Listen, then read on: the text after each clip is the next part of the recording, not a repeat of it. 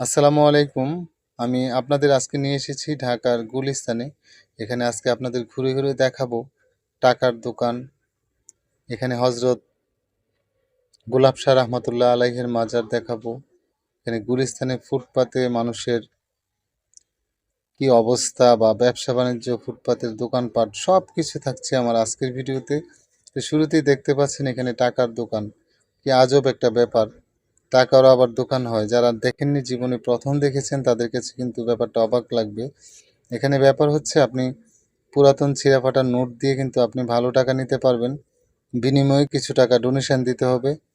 আর আপনি যদি নতুন টাকার বান্ডেল চান ৳৫, ৳১০, ৳২০, ৳৫০, ৳১০০, ৳২০০ সব বান্ডেল কিন্তু এখানে পেয়ে যাবেন। ব্যাংকে গেলে আপনি কখনোই পাবেন না। আপনি এখানে পাবেন, তবে কিছু টাকা বাড়তি আপনাকে গুনতে হবে। আর আপনি যদি অনেক আগের মোগল আমলের কিংবা ব্রিটিশ আমলের কিংবা পাকিস্তান আমলের কোনো কয়েন চান, যে কোনো ধরনের কয়েন, টাকা সবকিছুই কিন্তু এখানে পেয়ে যাবেন। আপনাকে বাড়তি কিছু টাকা দিয়ে সেগুলো আপনি নিয়ে রাখতে পারবেন আপনার সংগ্রহশালায় এবং স্মৃতি হিসেবে রাখতে পারেন আপনার নিজের কাছে। এখানে আপনি সবকিছু পেয়ে যাবেন।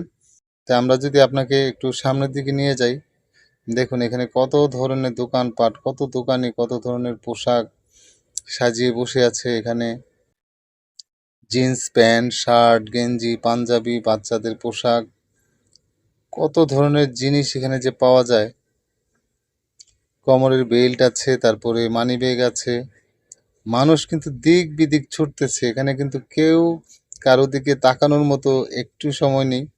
যে যার যার কাজে ব্যস্ত। কেউ হয়তো অফিসে ছুটছে, কেউ হয়তো বাসায় ছুটছে, কেউ হয়তো কেনাকাটায় ব্যস্ত, কোনো দোকানিরা তাদের দোকান নিয়ে ব্যস্ত, পথচারীরা তাদের রাস্তা পারাপারে তাদের গন্তব্যে পৌঁছার জন্য দিক বিদিক ছোটাছুটি করছে। কারো দিকে কারো তাকানোর মতো একটু সময় নেই। প্রখর রৌদ্রের ভিতরে দেখেন ছাতা টাঙিয়ে টাঙিয়ে ব্যবসায়ীরা কিভাবে তাদের দোকান সাজিয়েছে।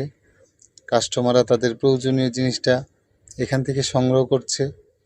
তো অনেক কিছু এখানে আসলে কত আজব জিনিস দেখতে পাবেন। এখানে ঘোড়ার গাড়ি আছে, এখানে গোলাপ শাহ মাজার আছে, এখানে হরেক রকমের শরবতের দোকান আছে। আপনি সবকিছু, ফলের দোকান।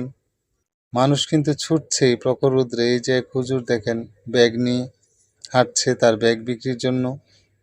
প্রখর রোদের ভিতরে সবাই যার যার মতো ছুটে চলছে।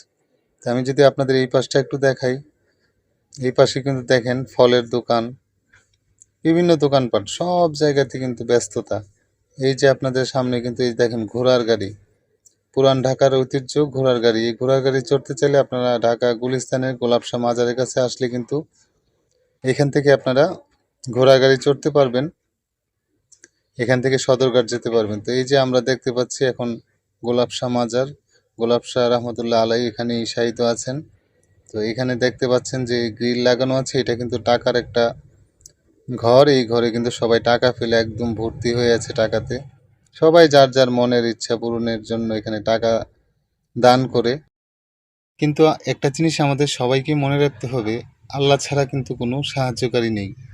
এই বোনটা হয়তো কোনো কষ্টে পড়ে আছে, এখানে দাঁড়িয়ে আছে। আল্লাহ তুমি এই বোনটার কষ্ট দূর করে দাও, আমিন।